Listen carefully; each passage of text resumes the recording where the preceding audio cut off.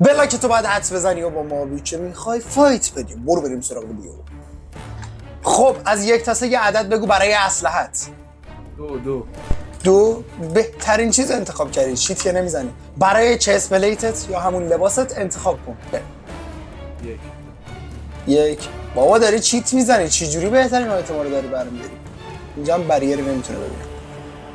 خب 1 تا 3 انتخاب کن. 1 بهترین آیتم رو انتخاب کردی. باری کلا جدی داری چیت میزنی یا ایکس ری زدی؟ آیتم بعدی کلاهت. 2 بعدی آیتمی که قراره بخوریش. غذات یعنی 3. خب اینم بابا خدا داری چیت میزنی. بهترین آیتما رو داری انتخاب میکنی. خب رسیدیم به جای حساس ماجرا. مابی که قراره باش فایت بدی. سریع انتخاب کن.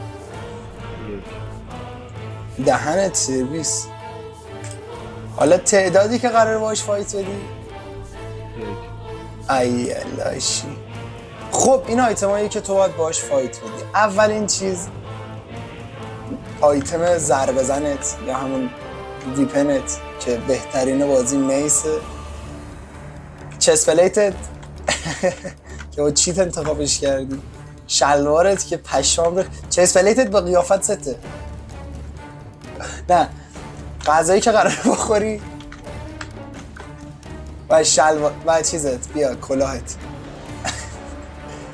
برو بریم سراغ فایت. در رو میذاریم اینجا و برو فایت بده. برو ببینم چیکار میکنه. میس داری وان تپش میتونی کنی. اوی بیا.